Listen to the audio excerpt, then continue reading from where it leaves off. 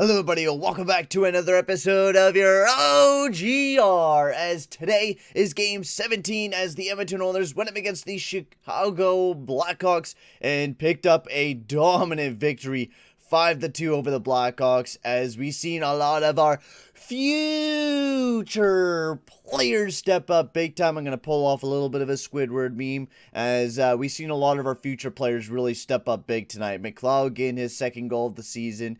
You've seen Bouchard get 2 assists tonight. Broberg got his first official point in the NHL in his first ever game in the NHL, and he looked excellent. And Stuart Skinner looked absolutely amazing throughout the entire game as well, getting his second dub of the season, and just another dominant victory for Skinner as well. But before we step into this entire episode, I'd like to just say, if you are new to the channel, make sure to slap that subscribe button and hit that like button as well. That'll be very much appreciated, boys. So let's get into this crazy game between the Blackhawks and the Oilers. But before I do, I want to kind of talk about some injury updates for the Edmonton Oilers before we do jump into this episode. As you know, our big damn defenseman, Darnell Nurse, stepped out of the lineup. Unfortunately, he blocked a shot in the Winnipeg Jets game, which ended up fracturing his finger, which I gotta say sucks, because I fractured my finger too from a slap shot in hockey, and it hurts. So Darnell Nurse will be gone for the next 2 to 3 weeks with that, and it absolutely sucks, because he is our number one defenseman. I'm not a big fan of saying that, but he is. He is our best defenseman on the team. He's definitely not the greatest number one defenseman you could ever have, but when you lose a guy like that, it's going to be detrimental to your team no matter what, especially now that we're having to rely on Duncan Keith, who's going to have to play 25 minutes a game, which I'm not really too big of a fan of, because Duncan Keith does not belong in that type of field. I knew this was going to happen with Duncan Keith, where we were going to have to rely on him to be that number one guy, and I'm not a big fan of it, because Duncan Keith really does not look good as your number one guy. He does all right playing, minutes where he's only playing, 15 to 18 minutes. That's where he fits perfectly fine. Anything above that, he starts slowing down. He doesn't look the most beautiful player in the world. And in this game, Keith was it was He was slow. He was all right. He didn't play too bad alongside of Evan Bouchard. They were the only, defensive core that had, I think, 2 goals against on them. Something like that. I think 2 goals against were on Duncan Keith and Evan Bouchard.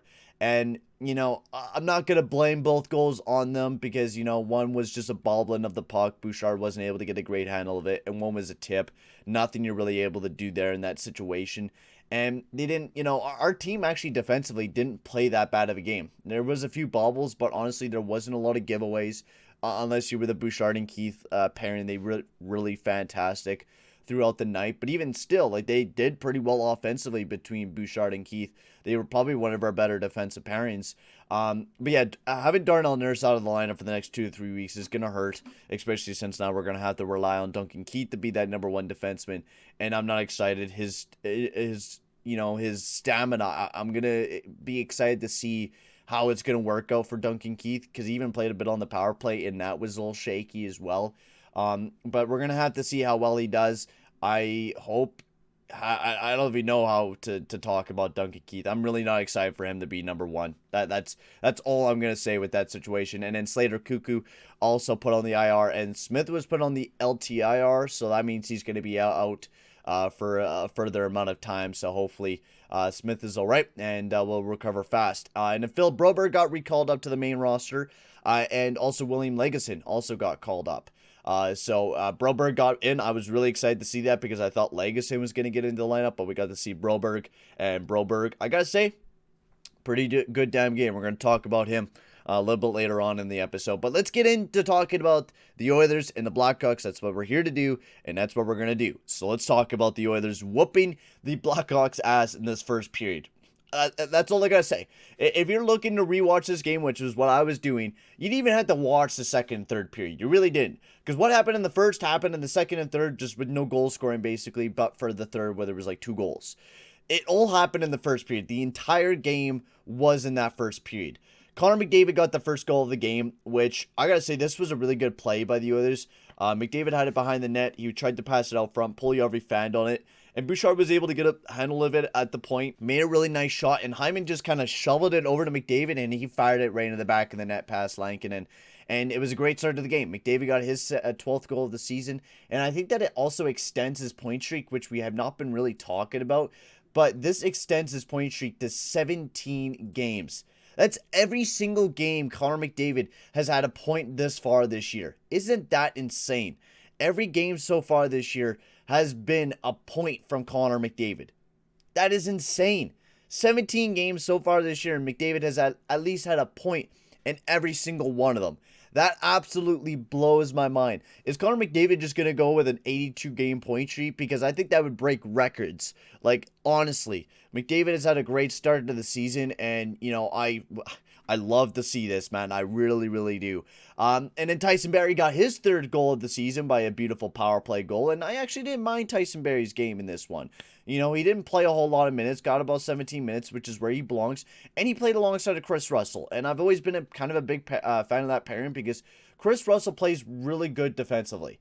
That's like the one thing I can hand Russell is that he plays not that bad defensively, and when he plays alongside of Barrie, he seems to kind of make Barrie decent defensively. Now, yes, this wasn't our best defensive pairing throughout the game, but they weren't honestly our worst defensive pairing. You know, we didn't have a bad defensive night tonight, and it might be because Chicago is not a very good team. Like, they aren't. Like, their depth is worse than our depth, and that's saying a lot because we were cycling. Our third and fourth line were cycling around the Chicago Blackhawks half the time, and that's why you've seen 4 goals in a row because, like, even on their power play, even on their PK, where Seth Jones, the $9 million defenseman, who is very, very overrated, and people were like, oh, he's going to be top 2. You just didn't watch any of his games. Yeah, well, now I do, and I don't know what you guys were hyping up about, because Seth Jones doesn't look too beautiful. But a beautiful setup pass by Draisaitl over to Tyson Barrie for a beautiful one-timer. Lankinen definitely sucked hard on Draisaitl, expecting him to shoot, but then he didn't, and set up Tyson Barrie for a beautiful goal. And then Kailer Yamamoto. I love that every time Yamamoto scores a goal, he goes like this, the little shimmy he gives. Oh, dude, that is absolutely amazing, the shimmy he gives. But a horrible pass by Seth Jones, which seemed to bounce right off the skate as Scurvio and right on the hands of Yamamoto, who scored his 4th of the season. And this was also shorthanded. And then we got to see a little bit of depth scoring, and this was actually a really nice play. Broberg sent this powerful pass around the boards. Basically, he got it to Foegele. Foegele popped right out and set up Ryan McLeod for a beautiful pass, and he went forehand, backhand, and tucked that puppy right into the back of the net for his second goal of the season, and put the Oilers up 4-0 to start the game off. And that was just crazy to me to see this type of start from the Edmonton Oilers. Like, the first half was a little slow, and then in the second half, we just exploded out and just ripped apart Lankinen and the Chicago Blackhawks. And then right near the ending, Alex DeBrincat got his 10th goal of the season with a nice tip from the point. Nice shot, I think, from Jones, and DeBrincat tipped it right into the back of the net past Skinner. Nothing he could really do there. Then leading into the second period, I thought the Edmonton Oilers played really good during the second period. I thought we played a way better game than the Chicago Blackhawks. And then going into the third period, it was about the same. We didn't really do a whole lot. It was kind of a dry, second period until, Leon Draisaitl scored his goal, but also Alex DeBrincat got his 11th of the season. And like I said, there's really nothing you could do defensively here. I think this was the nice shot from DeBrincat. Either that or it was the tip. Either way, I kind of messed things up. Oh, no, this was the one where Bouchard kind of bobbled the puck up at the point. And then a nice setup pass from number 23 over to DeBrincat and Kursov. So yeah, it was a nice pass. It was a nice pass for Kursov over to DeBrincat. It was a breakaway again, and that seems to be the kryptonite for Skinner. He just really can't save the breakaway of those chances. But even then, like, Skinner played amazing throughout this game. I really did. Like, we're going to be talking about him after we talk about Leon Draisaitl's goal, which was a nice assist by Bouchard, who kind of sent it up. And legit, Draisaitl, I've never seen the man move this goddamn fast, but he bolted like Usain Bolt, man. He just turned on the boosters a little bit and skated towards that puck so he can get it. And then just stick handled it, fired it right past Lankinen, and Lankinen's like, what just happened? Where's the puck, dude? What happened? I seen the puck on a stick and then it was gone, and now it's in the back of my net. Like, Draisaitl's shot's insane, and another shorthanded goal as well, getting his 18th goal of the season, or shorthanded. Our PK was amazing. We killed off every chance, and not just that, we scored 2 shorthanded goals throughout that game as well, that's just amazing. But let's talk about the Edmonton Oilers line by line. We'll talk about the offense first. I think definitely the biggest thing. Hyman, McDavid, Puljujärvi, they're always playing amazing. I think that line's just always generating a lot of stuff, generating a lot of energy. They did get a goal on the night with McDavid scoring, and I mean, they're always looking amazing, whether they're playing defense or Zach Hyman's bopping Patrick Kane in the mouth, which I love that. I love you, Zach Hyman, for doing that. I thought that was hilarious when I seen that. But yeah, the line is always playing good. I don't think I have anything bad to critique about that line. Like, McDavid's been playing amazing, bar none. And for Tortorella to ask him to change his game, and for some other people to ask him to change his main, I'm going to tell you to fix your brain. All right? Fix your damn brain, because there's nothing wrong with Connor McDavid. He's playing one of his best years ever, and people are telling him he needs to fix his game or he's not a playoff performer. All you have to do is look up on Hockey DB and see that he's a point per game in the playoffs, and that he is not the problem with this team, especially going into the playoffs. McDavid is the man and is the guy that has done so much for this team, but yet it gets all the hate for no reason. But McDavid, keep up the good work, man. There's no hate that needs to be received to Connor McDavid.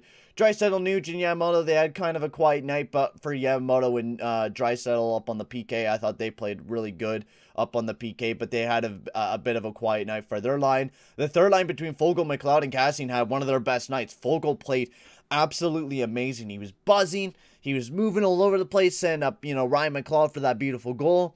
Going and disrupting play, playing pretty well defensively. That line had one of his best nights that entire night. And especially even Benson, Turris, and Scurvio didn't have a bad night either. Of course, Turris I'm not a huge fan of, but Benson didn't play too bad, and Scurvio as well. I'd like to see someone better alongside of them instead of Turris. It seems like Turris just cannot handle the puck anymore. He really can't, and I've been saying that numerous times over these past couple episodes, that he really is not an NHL player anymore, but for when he's in the shootout. But, he really isn't, and we need someone new alongside of those guys. Benson and Scurvio have been playing really good, but Turris just does not belong alongside of them. And then moving on towards the defense, Bouchard and Keith. I gotta say, I love how Keith plays defense, and people think he played defense, because when Kane came up against him, he legit was like this with his stick. He's like he's playing curling, man. Just going back and forth like this. That's not how you play defense, dude. You want to keep your stick in kind of like one direction, kind of making sure you could kind of move them to the outside. That's what you want to do with your stick, not moving it back and forth because you're panicking because you're seeing your former teammate in Patrick Kane, and you could get your ankles broken real quick. But that pairing is alright between Keith and Bouchard. Definitely not the greatest pairing in the world. I really don't even know what to do with Keith, but to play him in the top 6 time, that is basically my whole thought with Duncan Keith, is to not play him number 1, because he really does not belong in that number 1 spot. But I honestly really do like how, Tippett did set up the defensive pairings between a younger guy playing with a veteran guy, and then Broberg playing with CC and Russell playing with Barry. I actually didn't mind the defensive pairings throughout the night. And Broberg and CC, I really enjoyed their defensive pairing. I think they were one of the better defensive pairings between each other. Broberg was really calm with the puck all night long. I really liked how Broberg played. He played not that bad defensively. He, in his NHL debut, played really calm. And, I've been sort of a critic on the pick, but and then I kind of changed my mind. I'm like, oh, Broberg's looking really good. And then there's other moments I'm like, oh, Broberg. And because you see Zegras and Caulfield looking really good. But honestly, if Broberg, continues to play really good defensively and kind of becomes that next Klefbom, that'd be beautiful, because we really, really need a strong defenseman to step up big time right now, and I'm hoping that Broberg is going to be that guy. His first 14 minutes in the NHL, he got a point, played really calm defensively. He was distributing that puck really nicely. He reminds me a lot of when Evan Bouchard was first playing last year, is what Broberg kind of reminds me of. He plays really smart. Defensively, he's smart with his stick when he's playing defensively. Even when he handles the puck, he's really able to read the play really well. And I was honestly really impressed with how good Broberg played throughout the night. And CC as well. He played really good alongside of Broberg, playing that good defensive game. And I think this is what CC needs. He needs a good puck-moving defenseman, and instead of Duncan Keith, who is like walking on eggshells half the damn time because he can't move because he's like a robot out there with like a bunch of rusty chains around him. My lord. And then Russell and Barry played pretty well as well. Definitely nothing really to complain about there. And then Skinner played amazing once again. I mean, the guy has been insane. 2-2 to start off the season, an insane save percentage with a 939. He has really been the guy, and I hope he stays up in the NHL because he's been amazing. He really has been, and I'm excited to see more of Stuart Skinner. And I don't know whether he's going to be starting on Tuesday against the Dallas Stars or against the Arizona Coyotes. But Stuart Skinner, he's looking like an NHL goalie and making our goalie area kind of a competition now. We have 3 guys that all could be, good starting, well, not all could be all starting goalies, but all are very competitive goalies right now between Koskinen, Smith, and Skinner. I think it's really exciting to see that, and I'm excited to see, how well Stuart Skinner, maybe, could he be that new number 1 starter for us? Will he do that? I don't know. I'm excited to see how well he'll step up, and honestly, I feel like Stuart Skinner could take that starting position this year. I really honestly do believe that. But for now, guys, I think I'm going to end the episode here. Thank you very much for watching. Tell me, guys, in the comment section below how you guys thought of Broberg and Bouchard and all the other young future players worked out tonight. But for now, guys, I'm going to end the video here. Thank you very much for watching, guys, and I'll see you guys all in the next one. Adios, amigos.